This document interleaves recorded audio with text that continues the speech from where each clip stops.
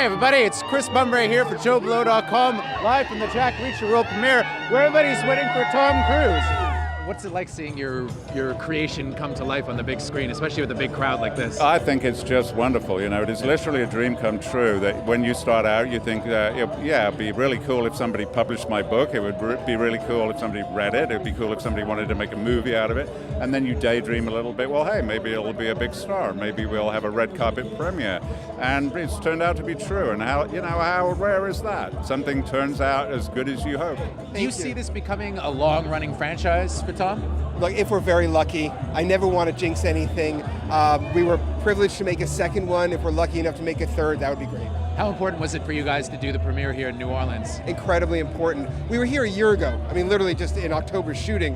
And to be back here with all the energy, especially around Halloween, and seeing everybody dress up, we wanted to come back with the movie because the city really opened their arms to us. So to be able to do this for the city has been great. And it was also cool to see New Orleans actually playing New Orleans as opposed to standing in for another city or just being shot in the soundstage. You actually got some of the flavor of the city. I know, as it often stands in, or people just shoot interiors. The minute we came down, we said, okay, we have to put the third act, we have to put the big action finale in the French Quarter, race through the streets in cars and run through parades and go up to rooftops. So to be able to do that was wonderful. I'm going to try and recreate the last chase, but by just drinking at bar to bar. I think that's probably a nightly occurrence. I think there'd be others who'd be happy to do it with you. I'm having a bit of a geek moment. I don't know if you noticed, but it's Tom Cruise. It's Tom Cruise, where? Oh my God, I've always wanted to meet him. My boyhood dream is gonna maybe come true tonight. How excited are you to be here, though? The world premiere of like your first of many massive blockbusters, I'm sure. It's surreal. I mean, first of all, I can't even believe that I'm in this movie to begin with.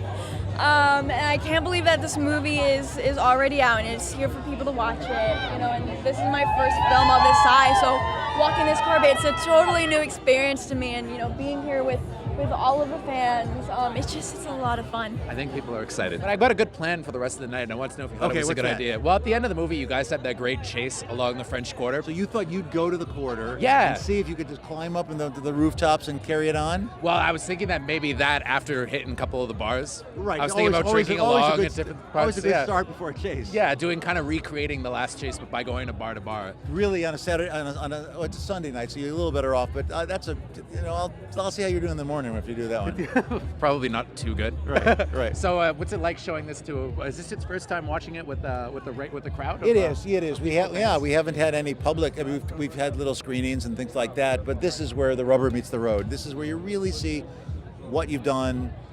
You may have thought you've done one thing, and they tell you exactly what it is, and then you also are reminded why you do it.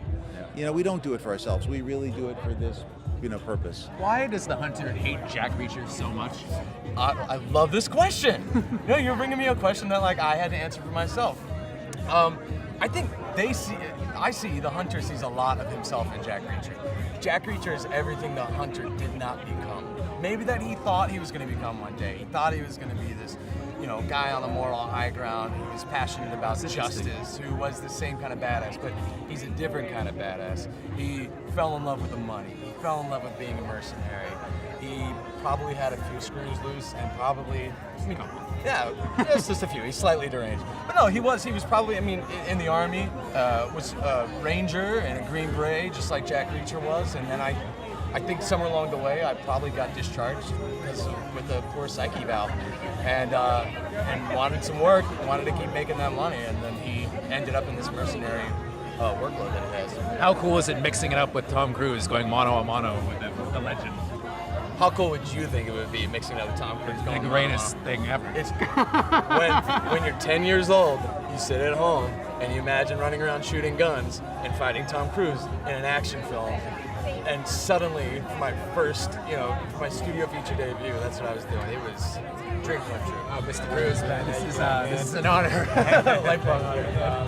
Such a huge fan of yours, man. We love you at JOBLO.com. Thank you. We love your movies. Thank you. Okay, so I gotta ask you, what is it about Jack Reacher that really brings you back to the character? Because it feels like such a good match for you. I love this character. I love the iconic nature of this character. I like the physicality of this character. It's fun creating the kind of stories that he has, and he goes to different places. When you read the books, I just find myself they're really satisfying. They're like the kind of movies that I watched in the 70s and 60s, and even the ones that, you know, you look back on. I mean, every culture kind of has this character. The cool loner. The cool loner, you know what I mean? It's very Western, it's very American. And I love the fact that today, especially in this digital age, he's someone who doesn't have that kind. He doesn't have a phone, you know, he's off grid, and he just walks into a place. He's enormously capable, but very human. Your last fight with the Hunter, I think it's one of your best ever. One of your best ever fights. Do you Thank agree? you. Thank you. You know what? I'm glad you say that. I think you probably you're a better judge of it than I am, because I'm doing it. You know, I'm in it, and I'm glad you like that, because that was really important. Cool, man. I'm just having a geek moment. Can I Hey, get a man. photo with you Yeah, real definitely. fast? Cool. Absolutely. One more. Thank you so much. They're the greatest. So cool. A lot of the movie hinges on these three loners kind of coming together. Was it kind of a pleasant treat to play kind of these strong, independent characters, specifically in a Tom Cruise movie, where it felt like, you know, Jack Reacher didn't necessarily have to come along and rescue them. They were kind of able to fend for themselves. Even if he wasn't around, they'd probably be able to get through it okay. Mm-hmm. Yeah, I think both of our characters are kind of frustrated when he shows up to try to save the day. They're like, we got this. We got this. Yeah.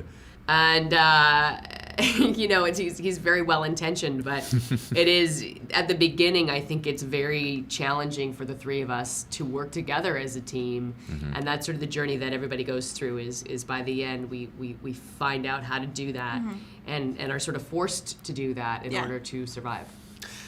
Because we're all used to being on our own and being independent and being our own alphas, you know. So we do definitely clash heads a little bit about who's gonna be in charge, you know. But the situation forces us to come together and become this dysfunctional family. It was fun. The thing that really blew me away about the movie the most was I loved the fight choreography. I thought it was really good for both of you guys. Can you guys talk to me a little bit about that, with the process? I hope neither of you got injured too hard, too badly. No injuries. No? You could talk about that. I don't really. That first fight I thought was yeah. really cool when you take the guy with the Yeah, nightstick baton. and you're holding him against the wall. That baton. Oh my God, I had bruises working with that baton.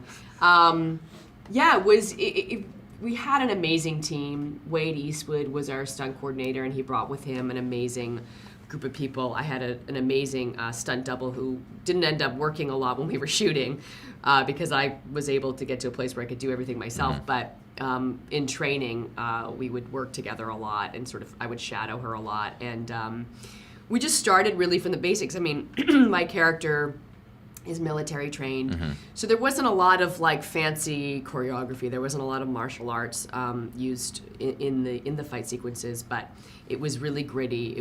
We wanted it to be very realistic. We really wanted it to have this passion behind it, and really have the audience feel like this is a life and death situation. Well, having played Maria Hill, did you find that influenced the character a little bit? Not really. I mean, in terms of the training of it, I had gone through weapons training for Maria Hill, just because, you know, she's a human being and she doesn't do a lot of hand-to-hand combat because she's useless compared to Thor or whoever else. So I took a little bit of the weapons training information and used it for this, but not really. I mean, Susan Turner is so, like, I got to just do so much more hands-on fighting, and that was really exciting. I'm a huge Tom Cruise fan, and one of the things that I got a really big kick out of the movie was Tom Cruise is one of the most famous on-screen runners of all time, and both of you got to do a signature Tom Cruise running scene. What was that like, shooting that? Are you aware of like how much people identify him from running? If you go to YouTube, there's so many There clips was of him running. something just cut together or something I saw, Yeah, like, just of running. You guys did that so well too, both of you. Especially it was like kind of his daughter that was perfect. Yeah, I It mean, was fun. yeah, it was really, It was intense. We had trainers just to teach us how to run, like to run like a Properly, sprinter would and run. like we knew what we were doing. And then on the day, I mean, you just try to catch up to him. You just try to keep in pace. What was it like working with him? Because I mean, I guess he's probably one of the most famous men in the world, right? It was amazing getting to work with him. I mean, he's just such a cool guy, and you know, we all got along really well. So it was just every single day on set, just you know, goofing around, laughing, having a blast. You know, he was kind of like a teacher to me. I mean, because this is my first film of this size, you know, and I'm super new to this, you know, and he took it upon himself to be my teacher, you know. So on the first week on set, he got me this little film dictionary that had everything that I ever wanted to know about film, in case I didn't really want to ask. You know, he taught me about who everyone was on set and what they did. You know, and he taught me all about camera angles and lightings and stunts and how everything works. It was really, really cool. That's exactly how I'd like to think of Tom Cruise too. That's so cool. Getting to learn from the best. I gotta ask you, Cobie. My boss will kill me if I don't. Maria Hill, is she gonna be back for any of the? Can't talk about that. You can't, eh? Top secret. No, top secret. You tried. Okay. Thank you very much, both of you.